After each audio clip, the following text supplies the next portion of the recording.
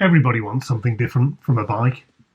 As a relatively fit 40-something lifelong cyclist, I always wanted an e-bike that would give me the ability to go further, faster, get up those bloody climbs a little bit easier, have a chat to my mates more, but didn't compromise at all on a lively, fun, engaging and confidence-inspiring ride.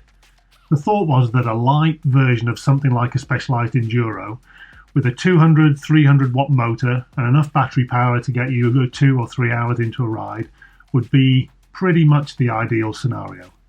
Then along came the 2022 Kenevo SL and delivered exactly what I was looking for. Now, I'm not here to tell you what bike is going to suit you best.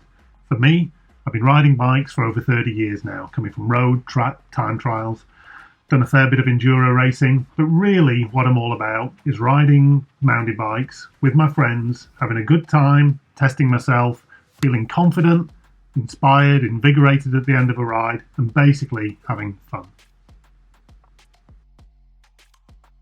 I thought some of the best ways to talk about this bike is really just to go through some of the ways that I use it and what it delivers for me on those kind of rides.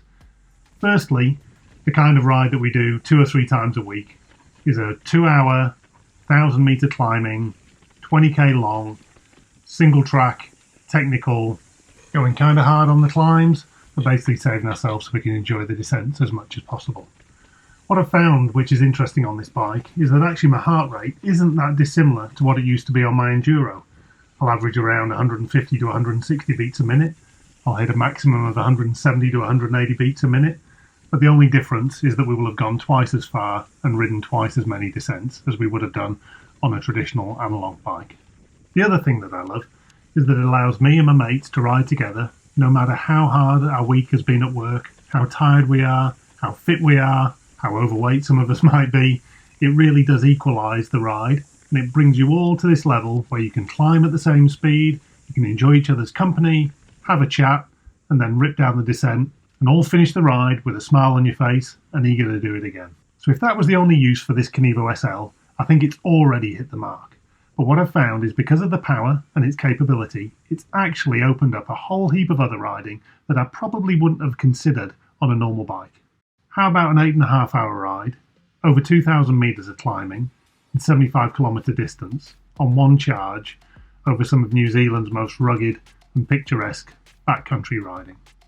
Now, this would normally be the domain of a super fit cross-country racer on something like an Epic or a stump jumper who'd pretty much trained to be able to click this off in a day.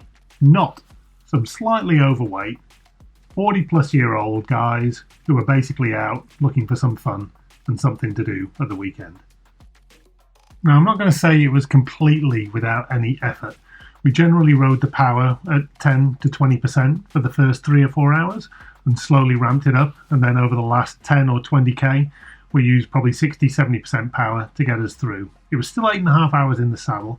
I was still pretty tired at the end, but to be honest with you, it was only made possible by the fact that we were on e-bikes. Another thing the Kenevo SL has encouraged me to do is try some multi-day backcountry rides. Normally, you're pretty limited to what you can carry on your back and maybe on your bike, trying to keep the weight down. But again, with the addition of the power, it gives you that opportunity to take a bit more stuff, be a bit more comfortable, be a bit more ambitious in your route, and really get out there and do some exploring. There's some really good quality racks that you can strap to the bike super easy, that mean you can still take on grade 5 or 6 trails, and the beauty of getting out into the backcountry on a bike really can't be underestimated. It's not something I've done much before on a normal acoustic bike, but it's something that I'm doing more and more on the Kenevo SL, and I'm really enjoying it. So that's great. I'm going further, I'm going faster, I'm having more fun, I'm exploring, and I'm really enjoying the time I'm spending on the bike. So where's the compromise? If I'm honest with you, I really haven't found one. When you point this bike downhill, it feels exactly like the 2021 Specialized Enduro. Fills me with confidence, really planted, super plush, but it's still lively, engaging, and really fun to ride. When you're going uphill, it climbs like an e-bike. There's no getting away from the fact that it's basically doubling the amount of power that you're putting out. Now, absolutely, you can go quicker on a full-powered e-bike if you're happy to carry along the extra 3 or 4 kg that bike will weigh. For me, There's very little compromise in terms of the speed of climbing when you compare it with the quality of the descending experience. I couldn't be more happy with the balance that this bike strikes. I think the final thing worth mentioning is that the SL motor helps you find a real balance between the physical effort that you put in and the power that the motor gives you. What I'm finding is that my heart rate and the power that I'm putting out through the pedals is very similar to what it was while I was riding my Enduro.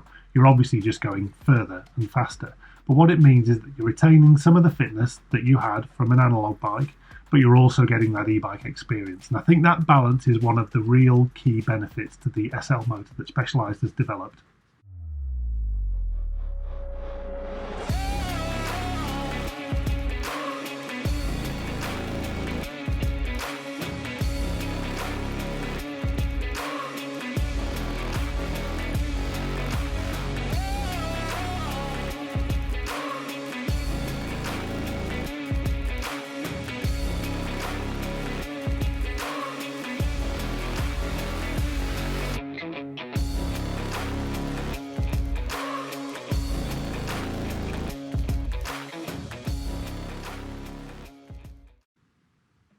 So there we go, 100 hours in with the Kenevo SL and couldn't be happier.